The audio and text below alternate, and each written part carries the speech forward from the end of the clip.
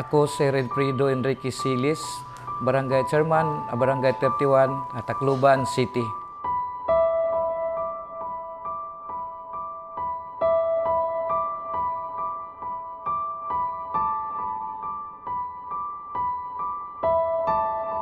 Kusog ang balod, uran, hangin, waray na kami makagawas, ginatake na good ang Tacloban. Ginkaptan ko isilya na akong asawa, pag abot na mo na first floor, dako na hindor ang tubig. Pag abot na mo na second floor, narunog na ang balay. Sobra 20 kami dito sulod, gimbundol namon ang arkubahan ato. Nakakita ako, gutiay nga buho, lumusot ako, ngan ginrangka ko pa ang atop. Kami nga tanan, nakatungtong na atophan balay. Grabe kakusog, hinduro ang hangin, ngan uran, ngan balod.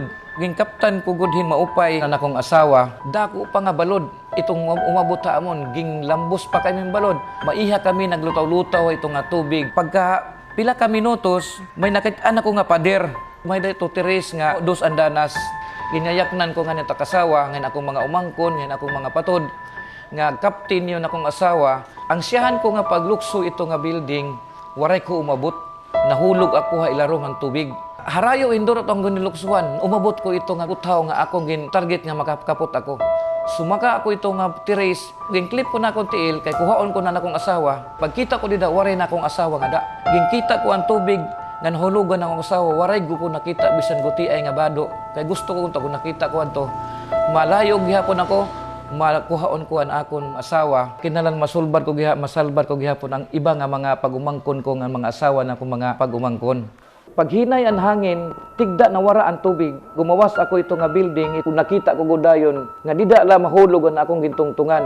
Usa ka metros lain tunga ang diferensya nga nakada akong asawa nga naipit na yan mga kahoy. Ginkuha ko na akong asawa, nagpabulig akuhan mga nagre-rescue para ma-safety nga diri na gud matatabunan itong mga kahoy. Waray ko gud biyai na akong asawa. Hasta pagkagabi pa, pagkabuwas pa, dida lagi hapon ako, waray kabaong.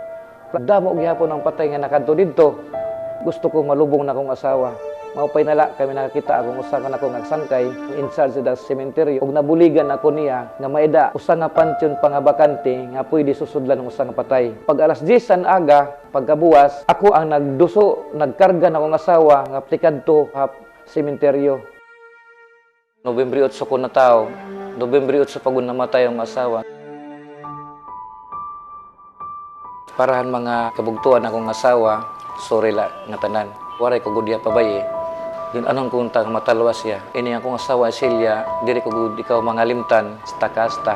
Kung hay magkamandapit, pahuway nala, diri ko gud ini mga limtan. Tibo ko nga kinabuhi.